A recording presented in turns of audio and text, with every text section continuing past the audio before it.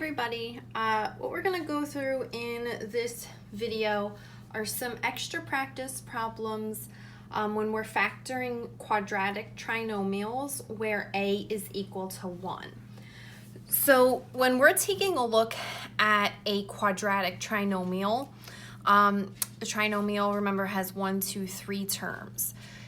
We typically write a quadratic trinomial in standard form, where a is the coefficient of x squared, b is the coefficient of x, and c is the constant on the end. So how Ingenuity goes through factoring when a is equal to 1 is they use something called the x method. So what they're doing and going through with you in those video lessons is how to fill in this x with information from this quadratic. So what goes up top here is the product of a times c. Down here is the b value, and then we'll talk about in a second what goes on the two sides of the x. So in terms of this quadratic, I know that a, the number in front of the x squared, is technically 1 for all the problems we're going to take a look at. C, the constant, is 12. So 1 times 12 would give me 12. B is the value that is in front of the x, so that's 8. And what we're looking for, what we're looking to put on the sides of the x are two factors of 12, the number up top, that add to b, the number on the bottom.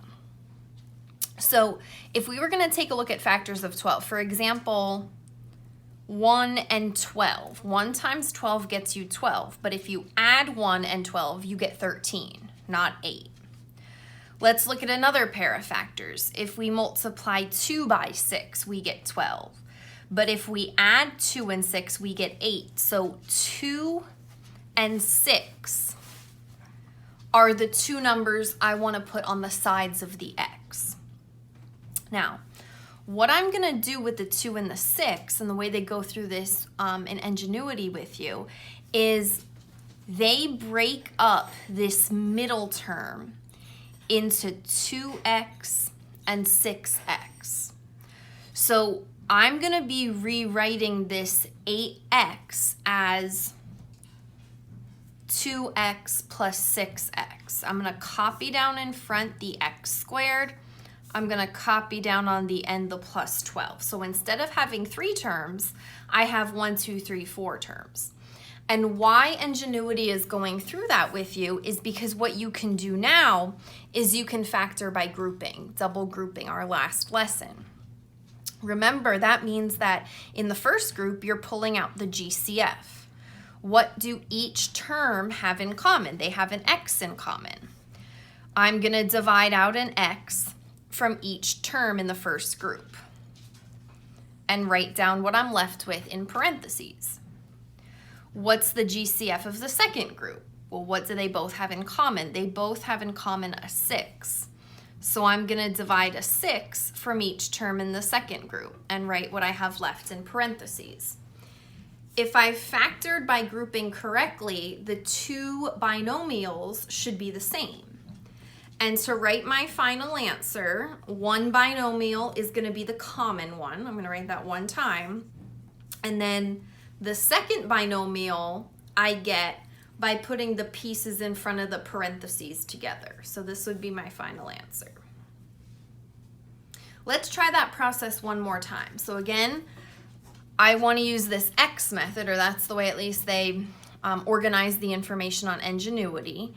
Up top is a, which is 1, times c, which is 20. So 1 times 20 is 20. And down the bottom, we put the b term, which is negative 12. You want to make sure you include the sign as well. 8 was positive here, 12 is negative here. So I want to go through factors of 20 that add up to negative 12. So I want to make sure that I'm getting a negative number when I add the two numbers, but a positive number when I multiply them. So if I, for example, take a look at -1 and -20. -1 times -20 gives me +20, but when I add them together, I get -21, which is not -12. So I wouldn't choose that pair. What about -2 and -10? Well, I multiply them together, I get +20. If I add them together, I get -12. So those are the two numbers that I'm going to choose. What I do with those two numbers is break up this middle term into -2x and -10x.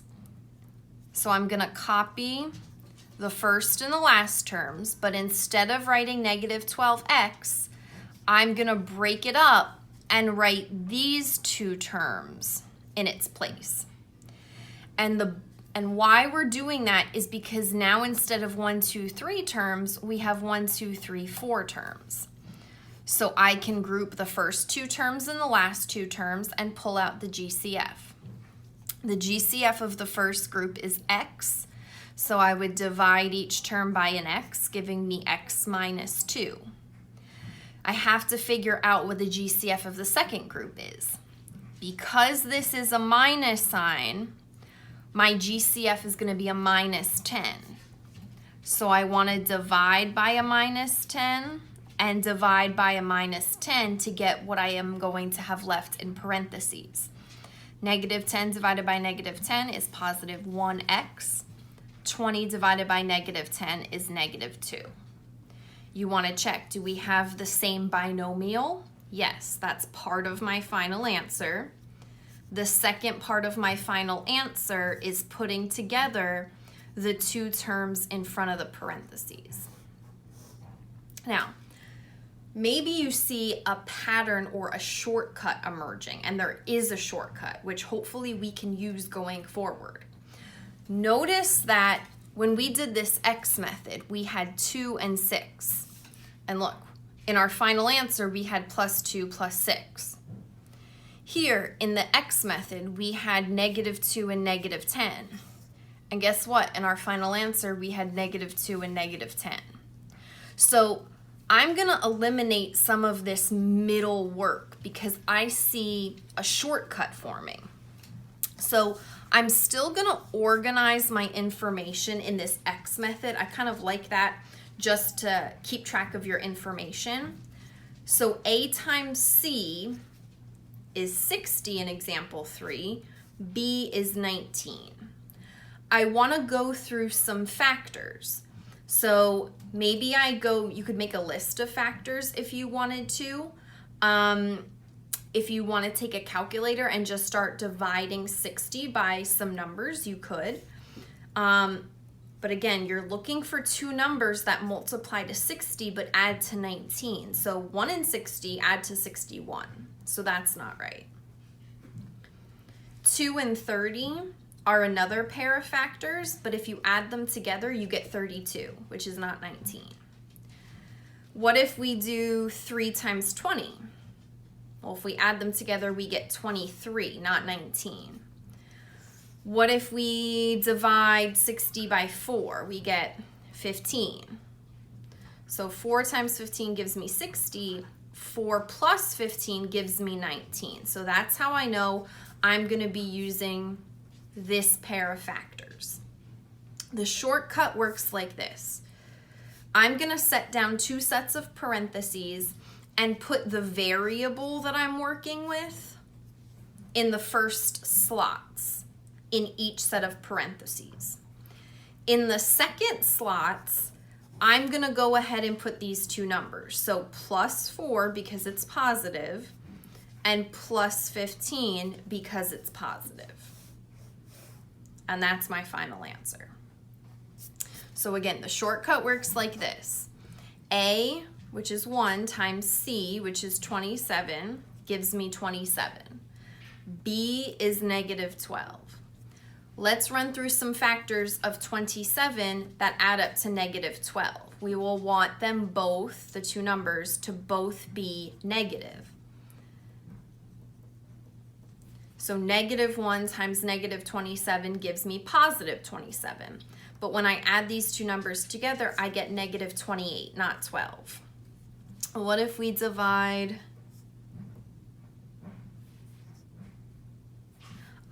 27 by negative 3? We get negative 9. Negative 3 times negative 9 gives us positive 27, and if we add them together, we do indeed get negative 12. So these are the two factors I want to write on the sides of the x. To use the shortcut, I'm going to set down parentheses. I'm going to put the letter that we're working with in the first slots, and I'm going to put these two numbers, including their signs, in the last slots. So the first number is negative 3, the second number is negative 9, and then we're done with the factoring. The last thing I want to talk about in this lesson is what a perfect square trinomial is. So perfect square trinomials can be factored into two binomials that are exactly the same. So let me show you what I mean by that. If we continue with the process of factoring like we've been doing on the first page, a times c is 16, b is 8. Well, what are factors of 16 that add up to 8? I have factors 1 and 16, but that doesn't give me 8 for the sum. I have 2 and 8, but that gives me 10 as the sum. What about 4 and 4? That does give me 8. So if I were to factor this using the shortcut, I would have x plus 4 and x plus 4. So look, the binomials are exactly the same.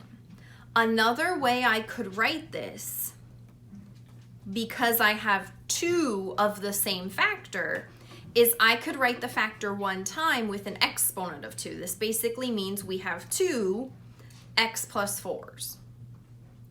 Now, you have a perfect square trinomial when a is equal to 1, and the last number c is a positive perfect square. And the middle number b is the square root of the perfect square doubled. So what I mean by that is, if we take the square root of 16, we get 4. What is 4 doubled? It gives you 8, this number. So again, to check if we have a perfect square trinomial, take the square root of this last number. If it's a perfect square, which means works out to be a whole number, so we get 9. If you double that whole number, we get 18. If that number is the perfect square, the square root of the perfect square, that number doubled, then it is a perfect square trinomial. And again, how this would be factored is we would look for factors of 81 that add up to negative 18. Those two factors would be identical, negative 9 and negative 9. So if I were to go and factor this, again, a perfect square trinomial factors into the same binomial 2 times.